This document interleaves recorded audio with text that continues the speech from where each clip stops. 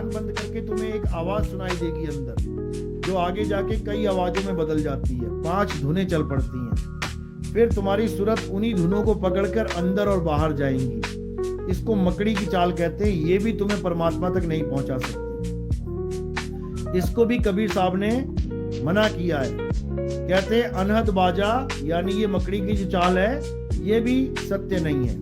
तो कह रहे हैं अनहद बाजा जम का थाना और पांचों तत्व करे घमसाना, यानी कानों में उंगलियां डाल के अनहद बाजा सुनने वाले संत ये कभी किसी को पार नहीं कर सकते। 5 रूहानी मंडलों में 5 धुनों के साथ जोड़ने वाले संत कभी किसी को पार नहीं कर सकते।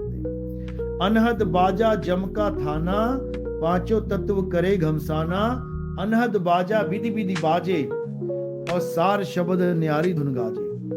अनहद बाजा अलग अलग तरह से बजता है। ये आपको क्या बोलेंगे, पहले तुम्हें आकाश में बादलों की गर्जना सुनाई देगी, फिर घंटे की आवाज आ जाएगी, फिर वीणा की आवाज आ जाएगी, बांसुरी की आवाज आ जाएगी, मृदंग की आवाज आ जाएगी। ऐसे ही अलग अलग आवाजें बता के तुम्हें भरमा देंगे, जबकि ये अखंड नाद नहीं है। अखंड नाद का मतलब होता है जो कभी टूटे ना, जो कभी बदले ना। ये आवाजें बदल जाती हैं, योगी इसी में फंस जाते हैं। इसी को कबीर साहब ने चेतावनी वाणी में बड़े अच्छे से समझाया है कि 5 नाम और 5 मुद्रा सोई निश्चय जाना, तिसके आगे पुरुष पुरातन तिसकी खबर न जाना।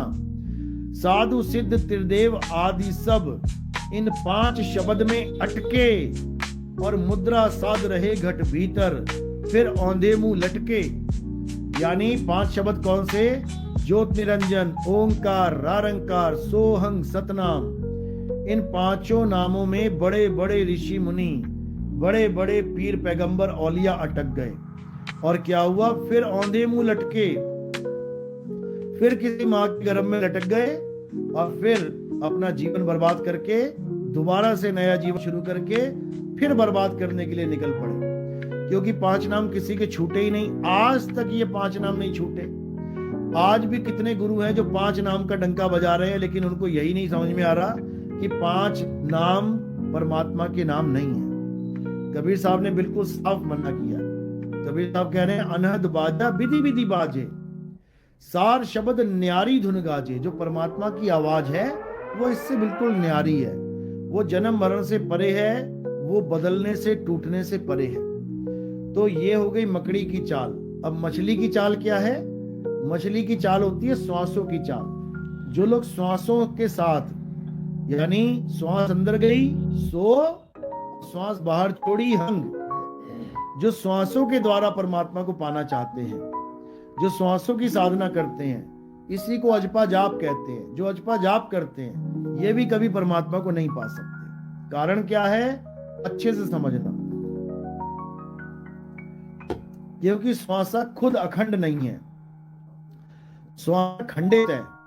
21,600 सांसें रोज आ रही हैं, जा रही हैं, रोज खत्म हो रही हैं। सांसों की कर सिमरनी, कर अजपा का जाप, परम का ध्यान धर, सो हम आपे आप। इस वाणी को सुना सुना के इन श्वासा के पुजारियों ने, इन प्राण योगियों ने क्या भ्रम ला दिया कि कबीर साहब करे श्वासा की कर सिमरनी, यानी श्वासों पे नाम जपो, जबकि ये महा अज्ञानता है। श्वासा की कर सिमरनी का मतलब क्या है समझ लो। सिमरनी होती है लकड़ी की माला, यानी जो लोग लकड़ी की माला पे जल्दी जल्दी नाम जपने के बाद खूंटी पे माला टांग के कहते हैं मैंने अपना फर्ज निभा लिया, मैंने परमात्मा की भक्ति कर ली, उसके लिए बोला गया है कि श्वासा की कर सिमरनी। लकड़ी की माला को सिमरनी छोड़, जो जल्दी जल्दी खत्म हो जा रही है। किसकी सिमरनी बना ले? श्वासा की। यानी जब तक श्वास चल रहे हैं तब तक तुम नाम लो परमात्मा का। इसका मतलब ये नहीं कि श्वासों पे नाम लो। 1 मिनट के लिए तुम पानी में बैठ गए, 1 मिनट तक तुम सांस नहीं ले सकते, फिर तो तुम्हारा 1 मिनट तक नाम ही जाप नहीं होगा। फिर कैसे तुम कह सकते हो कि मेरा नाम अखंड है? खंडित हो जाएगा। तो कह रहे हैं श्वासा की कर सिमरनी, यानी जैसे सांस बिना रुके चल रही है, जागते हुए सोते हुए लगातार, ऐसे ही परमात्मा को याद कर, जागते हुए सोते हुए लगातार। श्वासा कीकर सिमरनी, कर अजपा का जाप। उन मंत्रों का जाप मत कर जो जपे जा सकते हैं। किसका जाप कर? अजपा का। अजपा का मतलब होता है जो जपा नहीं जा सकता। अब क्या है जो जपा नहीं जा सकता? उसको पकड़। वो क्या है? वो तुम्हारा आत्म स्वरूप है, वो तुम्हारा शुद्ध चैतन्य स्वरूप है, जिसके लिए गीता अध्याय 3 17वें श्लोक में क्या बोला गया? हे अर्जुन, जो अपनी आत्मा में रमण करते हैं, अपनी आत्मा में तृप्त हैं, जो अपनी आत्मा में संतुष्ट हैं, उनके लिए कोई धार्मिक कर्म कर्तव्य लागू ही नहीं होता। यानी तुम्हें और कुछ करने की जरूरत नहीं है, बस तुम्हें अपनी आत्मा में, आत्मा का मतलब ये नहीं, कई लोग कहते हैं देखो जीव आत्मा की बात कर रहा है, बिल्कुल नहीं। जीव आत्मा की बात नहीं चल रही है यहाँ पे अचल आत्मा की बात चल रही है। क्योंकि दो प्रकार का ज्ञान दिया गया है आत्मा के बारे में। एक तो है चल आत्मा, जो चलती है, जीव आत्मा कहते हैं जिसे, जो दिल्ली से बंबई, बंबई से कलकत्ता, कलकत्ता से मद्रास, अयोध्या से पुणे, पुणे से कहीं और चल रही है। तो ये है चल आत्मा, इसको जीवात्मा कहते हैं। और एक है अचल आत्मा।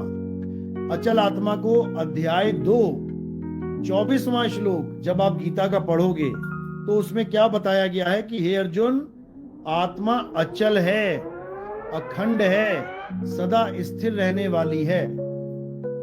उसी आत्मा को सत्य सनातन कहा गया है। तो हमने क्या करना है? उसी अचल आत्मा पे अपना ध्यान स्थिर करना है। यानी जीव क्या करेगा? जीव उस अचल आत्मा को प्राप्त करने की कोशिश करेगा, और जैसे ही वो अचल आत्मा को प्राप्त करेगा वो उसी का रूप हो जाएगा, उसमें कोई भेद नहीं रहेगा। जिसको गरीबदास जी महाराज ने कहा, कोटि तो ब्रह्मा भय और कोटि भय ईश, साहिब तेरी बंदगी से जीव होए जगदीश। यानी जब ये काया तुम्हारी छूटेगी तब तुम क्या हो जाओगे? तुम सदा सदा के लिए उस जगदीश में रम जाओगे और तुम्हारा कल्याण हो जाएगा। अब तुम्हें काल नहीं पकड़ सकता। क्यों? क्योंकि तुम शब्द में समा गए, तुम अपने सत्य स्वरूप में समा गए, तुम अपने सनातन स्वरूप में समा गए। अब काल तुम्हें नहीं खा सकता। इसी के लिए कबीर साहब ने बोला था कि सुरत समाये शब्द में और वाको काल ना खाए। और जो अपने सत्य स्वरूप, शब्द स्वरूप में नहीं समा पाया, कहते हैं उसको ये काल 84 में अलग ठोकेगा और खाएगा अलग। तो इसलिए अब क्या करना है? अब अपने शब्द स्वरूप को जानना है। कबीर साहब बीजक में समझा रहे हैं, शब्द हमारा तू शब्द का, सुन मत जा सरक, और जो चाहे निज रूप को तो शब्द ही ले परख। यानी शब्द हमारा तू शब्द का, कि हे जीव शब्द हमारा, यानी मेरा स्वरूप शब्द है, और तू शब्द का, तू भी शब्द ही स्वरूप है लेकिन जीव बना बैठा है। शब्द हमारा तू शब्द का, सुन मत जा सरक, और जो चाहे निज रूप को तो शब्द ही ले परख। यानी अगर अपने सत्य स्वरूप को जानना चाहता है तो गुरु के द्वारा दिया हुआ शब्द उसको परख ले। कहीं गुरु ने नकली शब्द तो नहीं दे दिया, कहीं तुझे 52 अक्षर तो नहीं पकड़ा दिए, कहीं तुझे जपने वाला नाम तो नहीं दे दिया कि सारी उम्र राम राम राधे राधे कर रहा है, सारी उम्र ओम नमः शिवाय अल्लाहू अकबर कर रहा है, सारी उम्र वाहिगुरु वाहिगुरु हालेलुया हालेलुया कर रहा है, सारी उम्र ओम सोम कलियम हलियम फलियम पता नहीं क्या क्या कर रहा है। छोड़ इसको छोड़ और अपने स्वरूप को जान, अपने स्वरूप को पहचान। इसीलिए साहिब ने बोला, गुरुआ तो घर घर फिरे और कौड़ी केर 50, अपने रूप की खबर नहीं शिष्य करण की आस। यानी अपने स्वरूप की तो खबर नहीं है गुरु को, और शिष्य करने की आस लगा के बैठा है कि सारे मेरे चेले बन जाए। अरे सारे चेले तेरे बन भी जाएंगे तब भी तुझे अजगर का ही जन्म मिलने वाला है अगले जन्म में, क्योंकि झूठा गुरु अजगर बना और 184 जाए, सारी संगत चींटी बनी, तोड़ तोड़ के